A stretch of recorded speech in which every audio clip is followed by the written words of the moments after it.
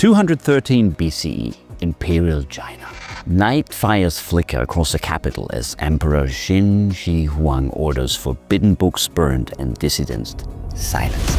Edicts are swift, punishments harsh. The empire moves in lockstep. Roads built, armies disciplined, taxes collected. Fear works. But when the first emperor dies in 210 BCE, the fear holding everything together begins to crack. Within 4 years, rebellion sweeps the land and his dynasty collapses. Dominance, power through coercion, brought unity fast, then sowed the seeds of its own undoing.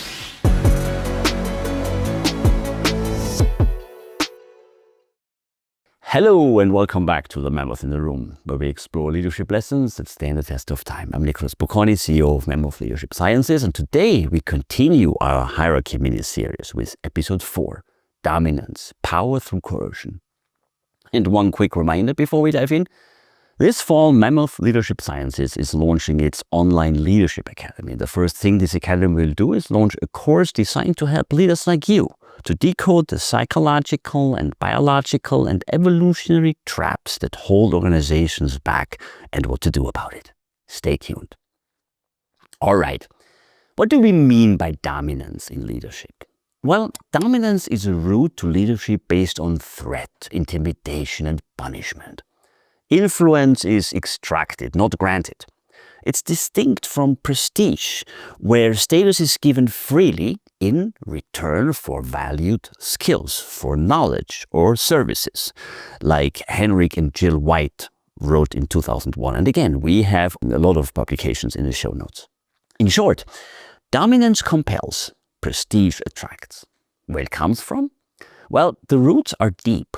Among many social animals, our primate cousins included, rank is enforced by force. Alpha threaten, others submit. Now, early human bands were different. Small, fiercely egalitarian, with fluid, task-based influence and strong leveling norms to check bullies. Yet as societies scaled and faced intergroup conflict, dominance re-entered the picture. When survival hinged on fast, unified action, groups often accepted tougher, centralized power. Evolutionary models argue that sustained warfare favored larger, more hierarchical societies. Those that could mobilize quickly under commanders outcompeted looser rivals. In that crucible, the dominance toolkit, coercion, discipline, deterrence, conferred an edge. Why dominance can work? At least at first? Well, when rapid coordination under threat is needed. When the arrows are incoming, debate is costly. A feared leader can impose order, punish free riding, and deliver unity on a deadline. And it also can work because it gives clear authority. Chains of command remove ambiguity. Strict sanctions deter defection, so large groups act like one body. And the history is full of examples, from Near Eastern warlords to steppe conquerors. Harsh discipline forged armies capable of astonishing feats of coordination. Forced marches, synchronized maneuvers, siege logistics, because disobedience carried immediate consequences. Or think about the Qin dynasty's unification itself. Standardizing weights, script, and roads shows the speed coercive power can achieve. The bill comes due, though, at some point when that's the only way how someone leads. Because fear is a fragile glue. The same mechanism that force alignment also corrode the foundations of durable cooperation. Silence and distortion. Under coercion, people hide errors and mute dissent. Information quality degrades. Leaders steer by flattery and omissions. Low trust and low commitment. Compliance replaces commitment. People do the minimum to avoid punishment, not the maximum to advance the mission. And you also face stifled learning, creativity, and adaptive problem solving shrink when the cost of failure is pain.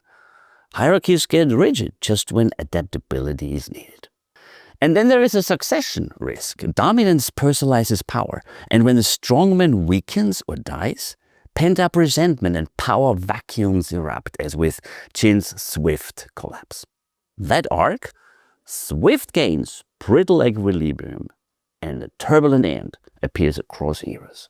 Dominance can seize power and even save a group in crisis, but it rarely sustains legitimacy. Followers comply out of fear, not identification. The moment external pressures eases or another coalition forms, dominance faces revolt from below or betrayal from within. Now, what it feels like to follow dominance, evolutionary psychology helps explain the human side. Dominant leaders elicit deference through aversion. We keep our heads down, imitate surface behaviors, and avoid risk. Negative affect fear, resentment sticks. Prestige leaders, by contrast, invite voluntary deference. We copy to learn, speak up to contribute, and internalize goals. Both routes can coordinate groups, but they run on different emotional fuel. Dominance burns hot and burns out. So here's a tale of two unifications. Consider the early unifications of China. Qin Shi Huang's dominance, book burnings, collective punishments, monumental forced labor achieved rapid standardization, but collapsed within years of his death. The succeeding Han consolidated power more durable by mixing firmness with legitimacy building, Confucian administration, incentives for local elites, institutional learning. Another fairy tale, Han used force, but the blend shifted followers from mere compliance toward identification with the state's project. Look, the lesson isn't never be firm. I have a subchapter in my book which is titled Hit Hard and Early in certain situations. The lesson is, however, coercion without earned authority buys speed, but at the expense of staying power when that's the only way to lead. Now the question is, if dominance carries such costs, why does it endure? Well, there are three reasons that keep tempting leaders back to it. One, crisis optics. In emergency, bold coercion looks decisive. The follow-on damage is delayed. Two, status cues. Across species, assertiveness and threat display read as leaderly, so dominance is misread as competence. And then three, coordination shortcut. It's simpler to force than to persuade until you need creativity, candor, and commitment. Dominance is thus best understood as an evolutionary fallback, effective for shock and awe, risky for stewardship. Now, if there's one thing I want you to take away from today's show, it's this. Dominance can win obedience fast, but only earned respect sustains cooperation. And next week, in episode 5 of our mini-series, we talk about prestige, power through influence. We'll flip the coin and explore how leaders gain durable authority by offering value others choose to follow, how prestige mobilizes imitation, trust, and innovation, and when it outperforms force. All right, this was it for today. If this episode resonated, please subscribe, rate, and share with anyone interested in leadership. And don't forget, Mammoth Leadership Sciences is launching a new online leadership academy this fall. It's packed with insight, tools, and frameworks to help you become a more self-aware, adaptive leader. Keep an eye out. And lastly, if you're interested in more, you can order my book. It has the same title as this podcast, The Mammoth in the Room. It offers a practical roadmap for how great leaders and their teams embrace evolutionary truths for outstanding business results. And it does it in 3 sections: on people, on strategy, and on implementation.